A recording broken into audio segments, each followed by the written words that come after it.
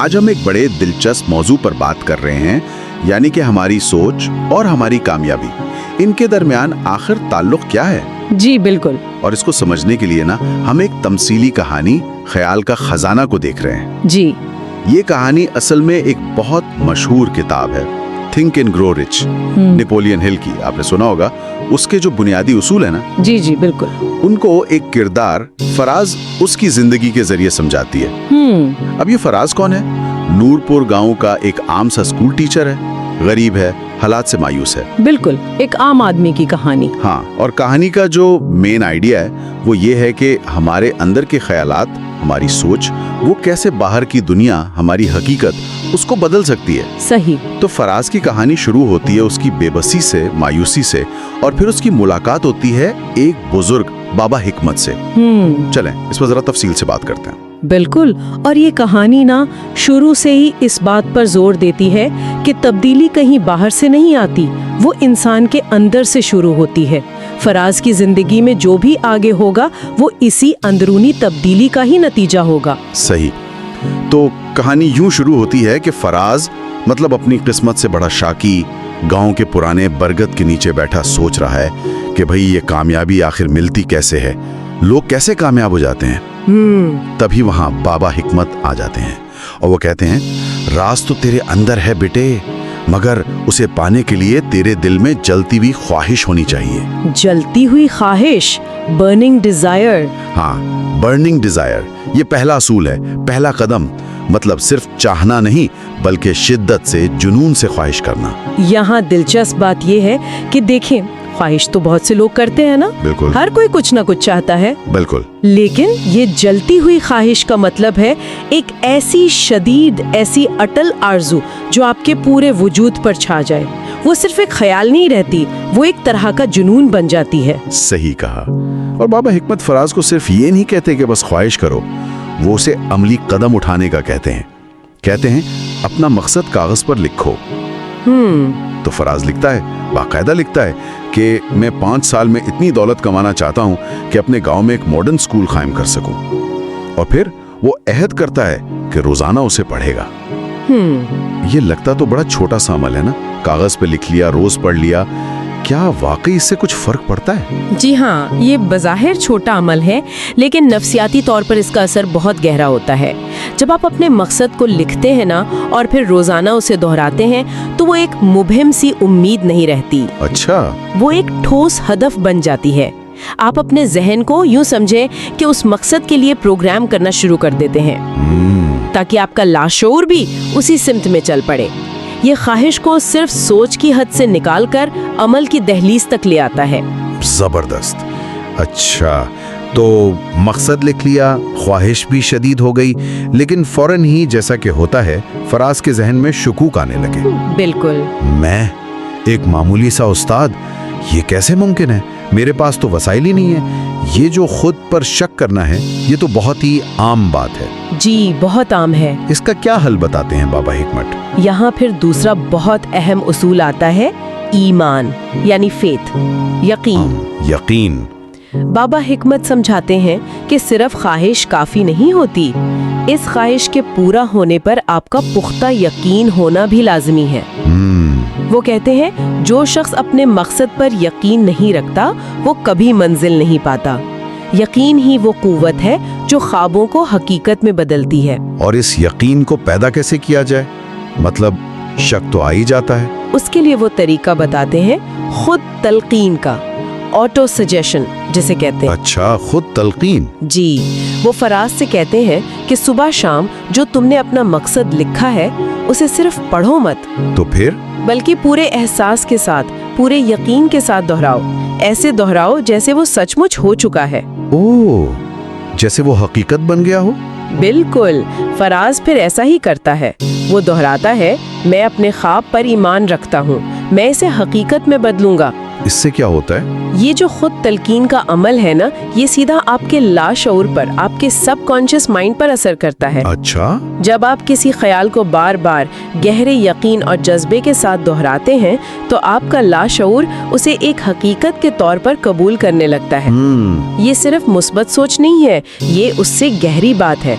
ये अपने आप को ज़हनी और जज्बाती तौर पर उस कामयाबी के लिए तैयार करना है जिसकी आप ख्वाहिश रखते हैं। तो आहिस्ता आहिस्ता फराज का यकीन बढ़ता गया। जी बिल्कुल, आहिस्ता आहिस्ता फराज का खुद पर और अपने मकसद पर यकीन मजबूत होता जाता है और इसका रवैया भी बदलने लगता है।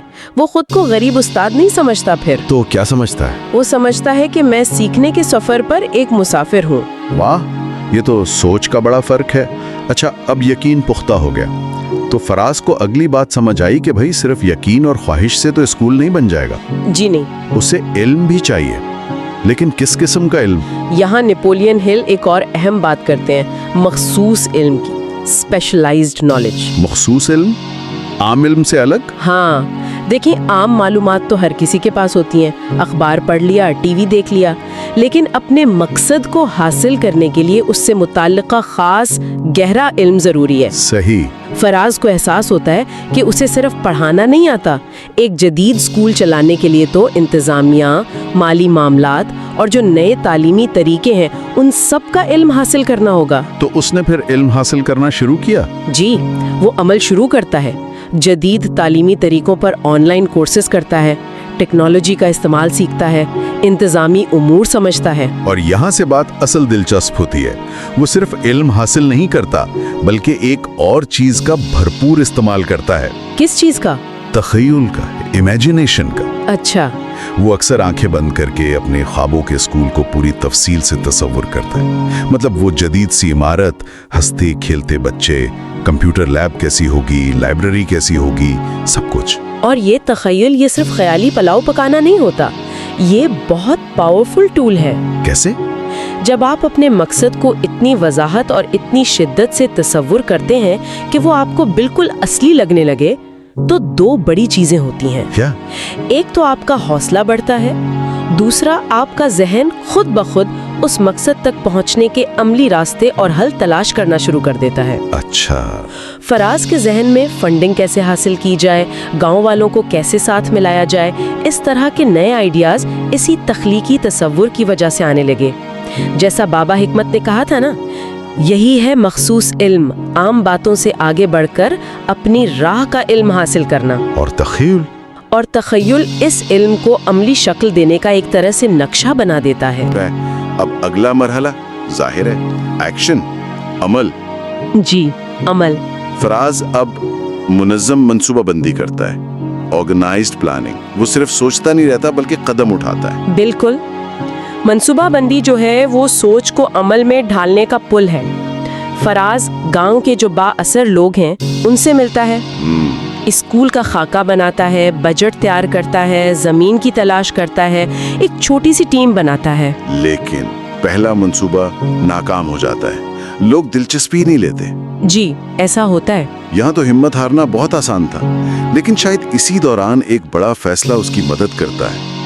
उसे अपनी सरकारी नौकरी छोड़नी पड़ती है ताकि वो पूरा वक्त अपने ख्वाब को दे सके। ये तो बहुत बड़ा रिस्क था। यकीनन ये एक बहुत नाजुक मोड़ था और यहाँ नेपोलियन हिल का एक और असूल काम आता है, फैसला, डिसीजन। फैसला? जी, हेल कहते हैं कि कामयाब लोग तेजी से फैसले करते हैं और फिर उन पर कायम रहते हैं। फराज का नौकरी छोड़ने का फैसला आसान नहीं था, खौफ भी था, जाहिर है। हाँ बिल्कुल। लेकिन उसने वो कदम उठाया। अगर हम इसे बड़े तनाजुर में देखें तो बगैर किसी फैसला कुन कदम के मंसूबा बंदी और ख्वाहिश वो बस ख्यालात ही रह जाते हैं। सही कहा। और फैसले के फौरन बाद असल इम्तिहान शुरू होता है साबित कदमी का, परसिस्टेंस। ओह हाँ। स्कूल की तामीर शुरू होती है तो मुश्किलात का जैसे पहाड़ टूट पड़ता है। पैसे कम पड़ जाते हैं, लोग ताने देते हैं, मजाक उड़ाते हैं। फराज थक जाता है, मायूस भी होता है, मगर रुकता नहीं। इसका आज़म होता है, मैं थक सकता हूँ मगर रुकूंगा नहीं। ये साबित कदमी, ये कितनी अहम है। साबित कदमी शायद सबसे मुश्किल काम है, मगर शायद सबसे अहम कड़ी भी यही है। अच्छा? बेशतर लोग पहली, दूसरी या तीसरी नाकामी पर ही हिम्मत हार जाते हैं, लेकिन अक्सर कामयाबी और नाकामी के दरमियान फर्क सिर्फ साबित कदमी का ही होता है। आर्जी शिकस्तों को हतमी ना समझना और मकसद पर डटे रहना, यही चीज फराज को आगे बढ़ाती है, देखिए, मंसूबा बंदी रास्ता दिखाती है, फैसला रफ्तार देता है, मगर साबित कदमी ही आपको मंजिल तक पहुंचाती है। लेकिन जिद नहीं बननी चाहिए। नहीं, बिल्कुल नहीं। ये भी अहम है कि साबित कदमी जिद ना बने। मंसूबे में लचक यानी फ्लेक्सिबिलिटी, इसकी गुंजाइश रखना भी जरूरी है। वक्त के साथ चीजें बदलती हैं, आपको भी अडेप्ट करना पड़ता है। ठीक। अब फराज को एहसास होता है कि इतना बड़ा काम, ये स्कूल बनाना, ये अकेले नहीं हो सकता। जी बिल्कुल। तो वो नेपोलियन हिल के एक और बहुत अहम असूल पर अमल करता है, माहिरीन का हल्का बनाता है, मास्टरमाइंड ग्रुप। ये एक जबरदस्त तस्वुर है, बहुत पावरफुल। ये क्या है? यानी अपने मकसद से मुताबिकत रखने वाले मुख्तलिफ सलाहियतों के लोग, उनको इकट्ठा करना ताकि उनकी जो मुश्तरका दानिश है, उनका तजर्बा है, उनकी तवानाई है, उससे फायदा उठाया जा सके। अच्छा, तो फराज किन लोगों को इकट्ठा करता है? वो एक अकाउंटेंट दोस्त को साथ मिलाता है, एक ठेकेदार को, एक तजुर्बाकार उस्ताद को और एक मार्केटिंग के माहिर दोस्त को। ये सब मिलकर एक तालीमी ट्रस्ट बनाते हैं। ये जो ग्रुप बनता है ना, ये इनफरादी कोशिशों के मजमुए से कहीं ज्यादा ताकतवर साबित होता है, क्योंकि जब मुख्तलिफ जहन एक मकसद के लिए मिलते हैं तो वो एक नई इज्तिमाई जहानत पैदा करते हैं, सिनर्जी जिसे कहते हैं। जबरदस्त। इसी दौरान बाबा हिकमत उसे तवानाई के सही इस्तेमाल का सबक भी देते हैं। वो कहते हैं, इंसान की सबसे बड़ी तवानाई जज्बा है, उसे जाया ना करो, उसे तख्लीक में बदलो। नेपोलियन हिल उसे सेक्स ट्रांसम्यूटेशन कहते हैं। ये क्या चीज़ है, ये थोड़ा सा समझने में मुश्किल लगता है। हाँ, ये इस्तिलाह शायद आजकल थोड़ी पुरानी लगे या गलत फहमी पैदा करे, लेकिन इसका बुनियादी मतलब बहुत गहरा और अमली है। क्या मतलब है इसका? देखें, नेपोलियन हिल का मतलब यहाँ ये है कि इंसान के अंदर जो ताकतवर तरीन तख्लीकी, जज्बाती और जिस्मानी ताकत है, जिसे अक्सर जिनसी तवानाई से तागीर किया जाता है क्योंकि वो बहुत बुनियादी और शदीद होती है जी। इस तवानाई को महज वक्ती लज्जतों या मनफी कामों में ज़ाया करने के बजाय अपने सबसे बड़े मकसद, अपने ख्वाब, अपनी तख्लीक की तरफ पूरी शिद्दत से मोड़ देना। ओह, यानी अपनी सारी एनर्जी को अपने मकसद में लगा देना। बिल्कुल, फराज ने यही किया। अपना सारा जोश, सारा जज्बा, सारी तवानाई स्कूल बनाने के तामीरी काम में लगा दी। ये तवानाई जब मुस्बत रुख इख्तियार करती है ना, तो ये गैर मामूली नताइज लाती है और ये दूसरों को भी अपनी तरफ खींचती है, उन्हें मुतासिर करती है। ये बात समझ में आती है, यानी अपनी गहरी तरीन तवानाई को अपने अजीम तरीन मकसद के लिए वक्फ कर देना। अच्छा, जब फराज इन तमाम उसूलों पर अमल कर रहा होता है, ख्वाहिश, यकीन, इल्म, मंसूबाबंदी, फैसला, साबित कदमी, मास्टरमाइंड, तवानाई का दुरुस्त इस्तेमाल, तो फिर क्या होता है? कहानी बताती है कि उसके जहन की कुछ छुपी हुई ताकतें जैसे बेदार होने लगती हैं। जी, ऐसा ही होता है। जैसे जैसे वो अपने मकसद में गहराई से डूबता जाता है ना, उसका लाशऊर, उसका सबकॉन्शियस माइंड, वो ज्यादा फाल हो जाता है। लाशूर? जी, ये हमारी जहन का वो हिस्सा है जो हमारे शऊरी कंट्रोल से बाहर काम करता है। तो क्या होता है कि मसाइल के हल खुद ब खुद जहन में आने लगते हैं। कभी सोते में कोई ख्याल आ गया, कभी चलते फिरते अचानक कोई हल सूझ गया। अच्छा। बाबा हिकमत कहते हैं, ये तेरा लाशऊर काम कर रहा है क्योंकि तूने उसे मकसद से भर दिया है। यानी जब आप अपने जहन को मुसलसल एक मकसद की तरफ मरकूज रखते हैं तो आपका लाशऊर भी उसी सिमत में काम करना शुरू कर देता है, वो आपका मददगार बन जाता है। और ये भी जिक्र है कि उसकी बातों में असर बढ़ जाता है, लोग उसकी तरफ खिंचने लगते हैं। नेपोलियन हिल ने इसे दिमाग की लहरें या ब्रेन वेव से तशबीह दी है कि एक मजबूत इरादा रखने वाले के ख्यालात जैसे दूसरों तक पहुंचते हैं। क्या ये कोई साइंसी बात है या सिर्फ इस्तिआरा है?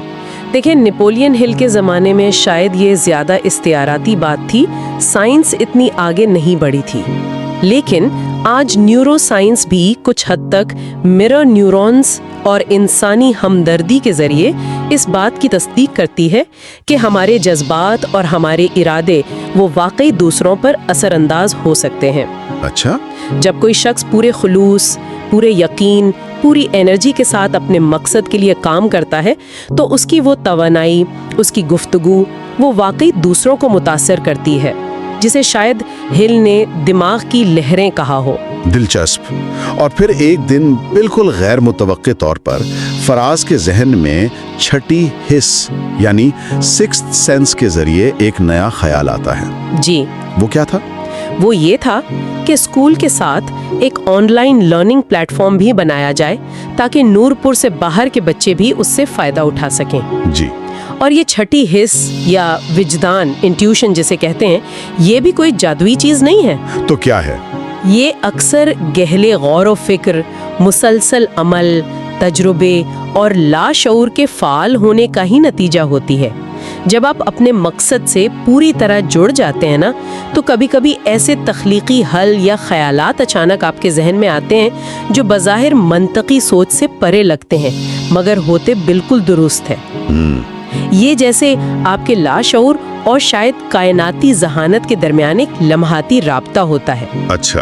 और इससे एक अहम सवाल पैदा होता है कि हम अपनी रोजमर्रा जिंदगी में ये जो अंदरूनी रहनुमाई मिलती है या विजदान होता है, इसे कैसे बेहतर तौर पर सुने और इस्तेमाल करें। ये एक बड़ा सवाल है। बिल्कुल। अच्छा, कहानी के आखिर में फराज कामयाब हो जाता है, नूर एकेडमी कायम हो जाती है, वो एक कामयाब इंसान बन जाता है। जी अल्हम्दुलिल्लाह। जब वो पीछे मुड़ के देखता है ना, तो उसे एहसास होता है कि असल रुकावटें क्या थीं। वो वसाइल की कमी नहीं थी या लोगों की मुखालफत नहीं थी, तो क्या थी? बल्कि उसके अपने अंदर के खौफ थे। खौफ? नेपोलियन हिल 6 बुनियादी खौफ गिनवाते हैं। गरबत का खौफ, तनकीद का खौफ, बीमारी का खौफ, मोहब्बत खोने का खौफ, बुढ़ापे का खौफ और मौत का खौफ। जी। फराज को खास तौर पर गरबत, नाकामी और तनकीद के खौफ ने बुरी तरह जकड़ा हुआ था। और ये कहानी ये दिखाती है कि ये जो सारे उसूल हमने डिस्कस किए, जलती हुई ख्वाहिश, यकीन, इल्म, मंसूबा बंदी, फैसला, साबित कदमी, मास्टरमाइंड, ये दरअसल इन खौफों का तिर्याक है, इनका इलाज है। अच्छा, कैसे?